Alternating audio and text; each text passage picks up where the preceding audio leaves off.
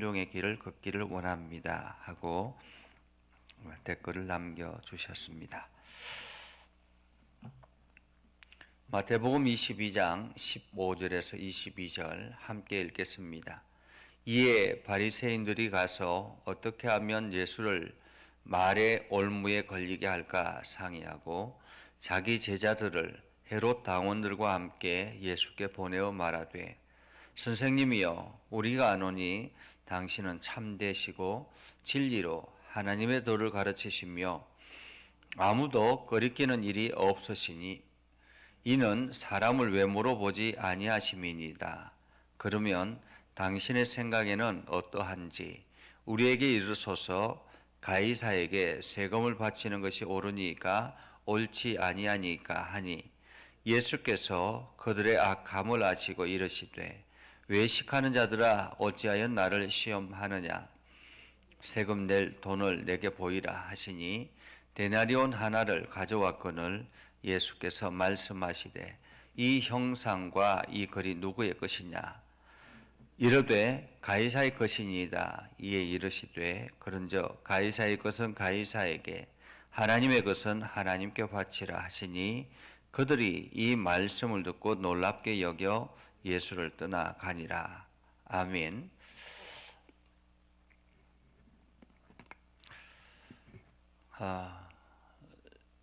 세상을 이끌어가는 질서를 만드는 것은 국가이죠.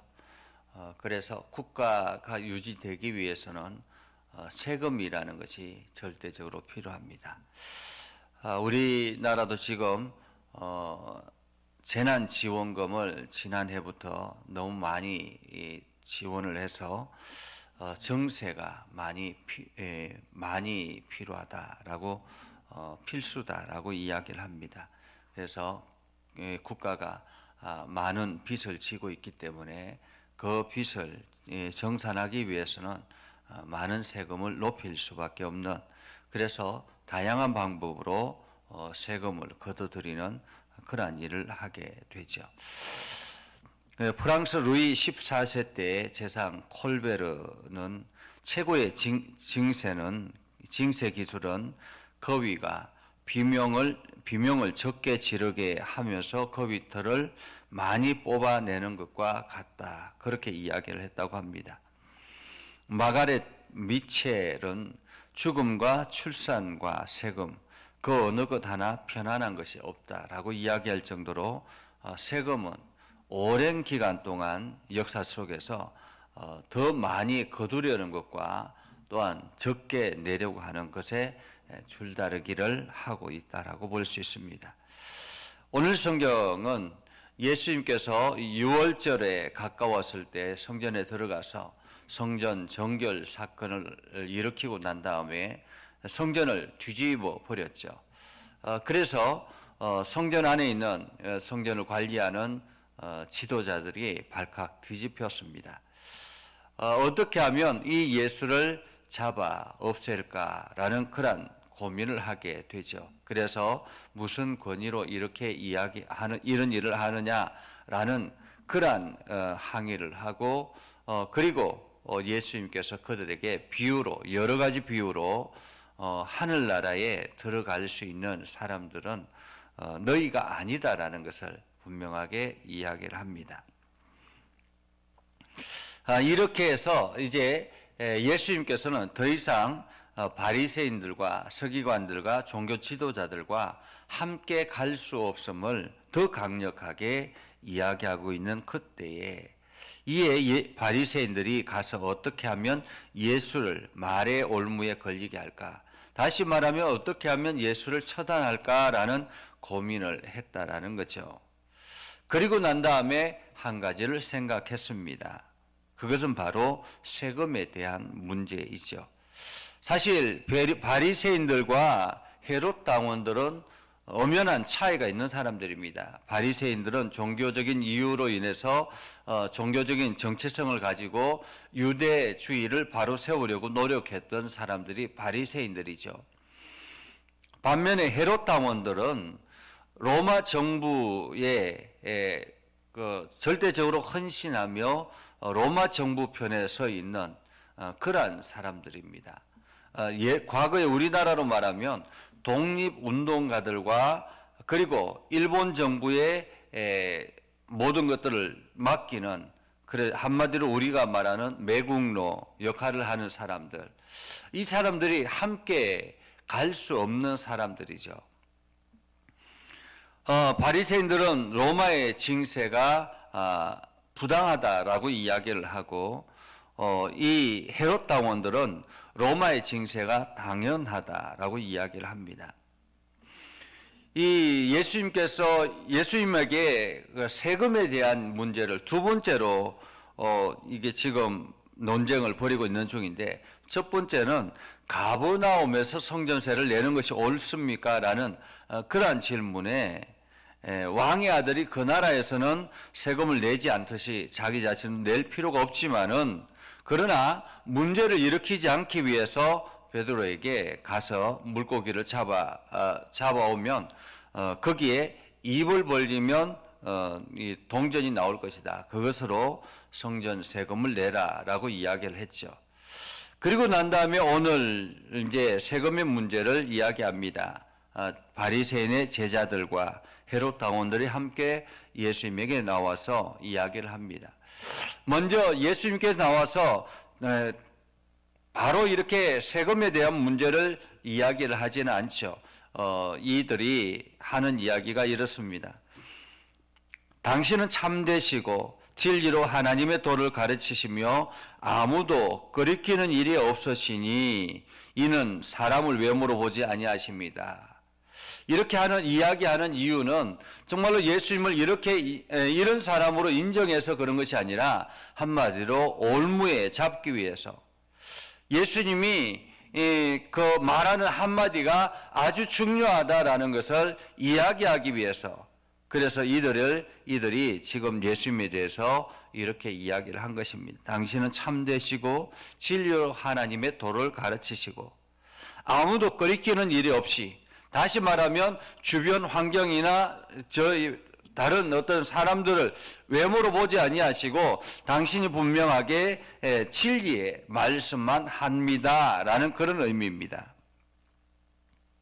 그러면서 이야기를 하죠. 당신의 생각에는 어떠한지 우리에게 말하십시오. 가이사에게 세금을 바치는 것이 옳습니까? 옳지 않습니까? 여기서 이야기하는 것은 옳습니까? 옳지 않습니까? 라는 것입니다. 옳습니다. 가이사에게 세금을 바치는 것이 옳다라고 이야기하면 어떻게 됩니까? 유대인들로부터 매국노 소리를 들을 수밖에 없는 사람들입니다. 한마디로 예수님을 배척할 수 있는 빌미를 제공한다라고 말할 수 있죠. 그러나 또한 바치지 말라라고 하면 어떻게 되겠습니까? 로마 정부로부터 반역자라는 그러한 죄명이 씌워져서 이 예수님을 처단할 수 있는 기회를 얻게 된다라는 말이죠. 한마디로 이러지도 못하고 저러지도 못하게 하는 그러한 완전한 질문이라고 말할 수 있습니다. 오늘 예수님께서 그들에게 그들의 악함을 아시고 라고 이야기합니다. 악함을 아신다라는 말은 그들의 의도를 아시고 라고 말합니다. 그들의 의도를 아시고 이르시되 외식하는 자들아 어찌하여 나를 시험하느냐, 세금 낼 돈을 내게 보이라 라고 이야기를 해서 동전 하나를 보여줬습니다. 데나리온 하나이죠. 이 데나리온에는 그때 당시에 가이사의 형상이 그려져 있는 그러한 동전이었습니다. 예수님께서 말씀하시기를 이 형상과 이 글이 누구의 것이냐, 그러자 그들이 이야기합니다. 가이사의 것입니다. 그러자 예수님께서 말씀하시죠. 가이사의 것은 가이사에게, 하나님의 것은 하나님께 바치라 라고 이야기를 합니다. 한마디로 지금 가이사의 것은 가이사에게, 하나님의 것은 하나님에게, 둘 중에 하나, 이것과 저것 중에 하나가 아니라 제3의 대답을 하고 계시는 거죠. 한마디로 하나님의 지혜가 아니면 대답할 수 없는 그러한 이야기입니다. 창의적인 대답이죠. 어쩌면 우리가 세상을 살아가는데도 이러한 대답, 이러한 지혜가 필요할 때가 많이 있습니다. 이러지도 저러지도 못하는 그런 완전한 외통수라고 이야기하죠. 이런 외통수에 걸렸을 때 이렇게 하면 이렇게 올무에 걸리고 저렇게 하면 저렇게 올무에 걸리는, 그러나 이것과 저것 중에 하나를 선택해야 된다라는 그러한 난처한 상황이 되었을 때, 그때에 우리에게는 하나님의 지혜가 필요한 것입니다. 어쩌면 우리나라가 지금 정부가 하는 그 국가에서 진행하는 우리 코로나 바이러스 이 문제를 가지고 교회가 예배를 대면 예배를 드리지 말라라고 하는 것과 드려야 된다라는 이러한 것 중간에서 우리가 하나님의 지혜가 필요하듯이, 우리가 이러한 여러 가지 갈등 속에서 하나님의 지혜가 필요할 때가 많이 있습니다. 그때마다 우리는 하나님 앞에 지혜를 구해야 되는 것이죠. 오늘 가이사의 것은 가이사에게, 하나님의 것은 하나님께 바치라 라고 이야기하는 이 말씀, 국가의 그 책임도 다 해야 하지만은, 그러나 하나님의 것은 하나님께 바치라라고 이야기합니다. 하나님의 것은 어떤 것입니까? 세상의 모든 것이 다 하나님의 것 아니겠습니까? 어쩌면은 이 가이사의 것이라고 하는 이것 자체도 로마의 정부나 유대인이나 세상에 있는 모든 것이 다 하나님의 창조물이죠. 그런 의미에서 우리가 하나님의 것이라고 생각해서 우리가 하나님 앞에 드리는 것 중에 하나가 바로 11조가 아니겠습니까? 11조는 하나님께서 나에게 주신 이 땅의 소득을 말합니다. 하나님께서 이 땅의 모든 것의 주인입니다. 그래서 나에게 하나님께서 주신 그 10분의 1을 내가 하나님 앞에 올려드리며 하나님의 것입니다라고 고백하는 것이 바로 11조입니다. 그렇기 때문에 믿음의 성도들은 이 11조에 대해서 굉장히 정직하게 하나님 앞에 나아가야 되는 것이죠. 이것이 바로 우리의 신앙의 고백이라고 말할 수 있습니다. 그래서 가이사의 것은 가이사에게, 한마디로 우리가 정부에 내야 될 세금은 정부의 그 세금을 다하고 하나님 앞에 드려야 될 하나님의 예물은 하나님께 드려야 된다라는 의미이기도 합니다. 그들이 이 말씀을 듣고 놀랍게 여겨 예수를 떠나갔다라고 말하고 있죠. 어쩌면은 그들은 이렇게 예수님께서 제3의 대답을 할 것이라고 생각조차 하지 못했을 것입니다. 그러나 예수님에게는 하나님의 지혜가 있기 때문에 그 어려움을 잘 해결해 나갈 수가 있었다라는 것이죠. 오늘 우리가 살아가는 데도 마찬가지입니다. 우리가 삶의 가치를 어디에 두느냐. 세상의 주인과 하나님이 이 세상의 주인이다라는 것을 우리가 인정하며 세상에서의 역할도 잘 감당하지만은 이 세상의 원주인 되신 하나님 앞에 우리는 충성해야 하는 것입니다. 그래서 오늘도 우리가 믿음의 길을 걸어가게 되는 것이죠.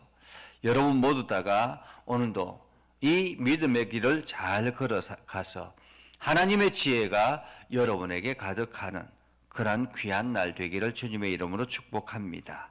기도하겠습니다. 거룩하신 아버지 하나님, 은혜를 감사합니다.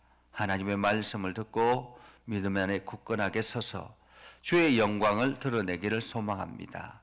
하나님, 오늘도 주의 은혜와 사랑이 넘쳐나게 하시고 하나님의 복이 가득하게 하셔서 우리가 행하는 모든 일들마다 주님의 능력을 경험하고 오늘도 우리가 믿음의 고백을 하며 하나님의 것은 하나님께, 가이사의 것은 가이사에게, 이렇게 우리에게 주어진 역할들을 잘 감당하는 거룩한 백성들이 되게 하옵소서.